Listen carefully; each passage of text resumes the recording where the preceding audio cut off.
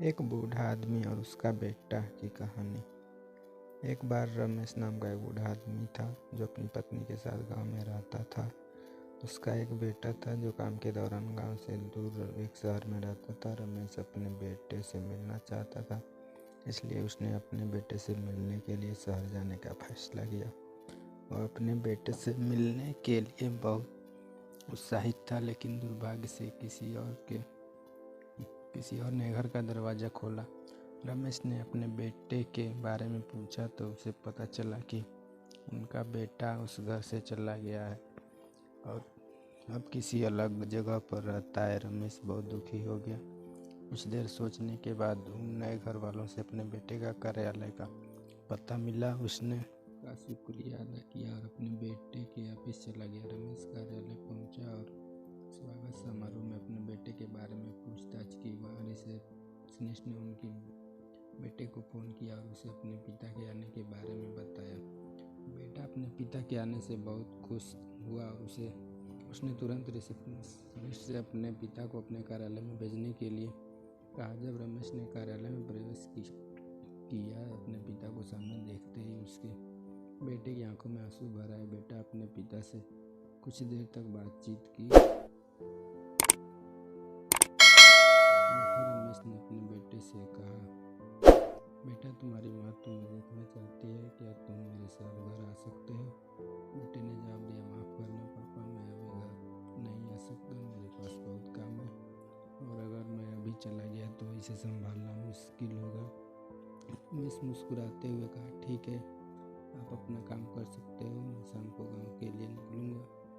बेटा उदास हो गया और अपने पिता को कुछ दिनों तक उनके साथ वहाँ रहने का अनुरोध किया, लेकिन रमेश ने यह कहते हुए मना कर दिया, जब आप अपने काम में व्यस्त हो तो मैं आपके परेशान नहीं करना चाहता, आप पर बोझ नहीं बनना चाहता हूँ। आशा है कि अगर आपके पास कभी समय हो तो आप अपनी माँ के साथ मिलने आए और मुझे आपको देखकर बहुत खुशी होगी। रमेश यह कहकर चला गया।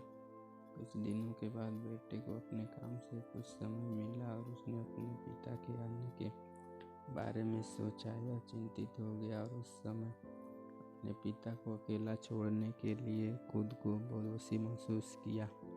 इसलिए उसने अपने कार्यालय से छुट्टी ली और अपने माता पिता से मिलने के लिए गांव चला गया। लेकिन यह देखकर चौंक गया कि उसके माता पिता उनके घर पर नहीं थे। जब उसने पड़ोसी से पूछताछ की तो वह यह जानकर चौंक गया कि उसके माता पिता इस जगह को छोड़कर अब दूसरी जगह चला गया है। बेटे को पड़ोसी से नए जगह की पता चला और वह वहाँ पहुँचा। बेटे ने देखा कि वह जगह कब्रिस्तान की तरफ लग रही थी। उसकी आंखों में आंसू भर आए और वह डरकर धीरे धीरे उस जगह की और चल पड़ा और दूर से देखा एक हाथ उनकी तरफ लहरा रहा है। उसने गौर से देखा तो उसे पता चला वह उनके पिता हैं। उसने दौड़ा और अपने पिता को गले लगा लिया।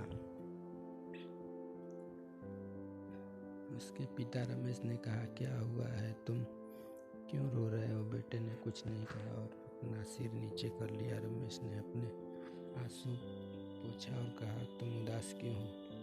क्या कुछ गलत हुआ है? बेटे ने जवाब दिया, नहीं पापा, बस मैंने कभी आपको इस हालत में देखने के बारे में नहीं सोचा।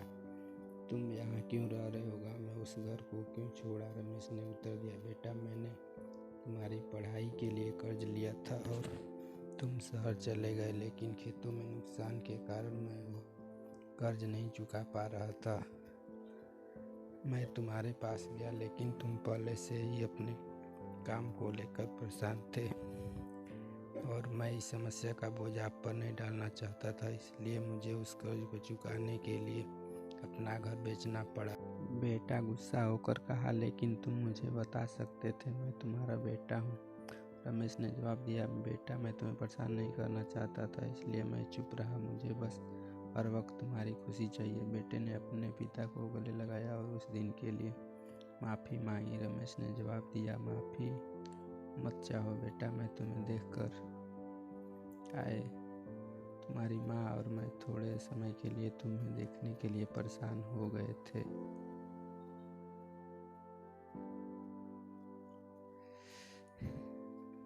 इस कहानी का नैतिक शिक्षा: माता पिता के लिए समय निकालें।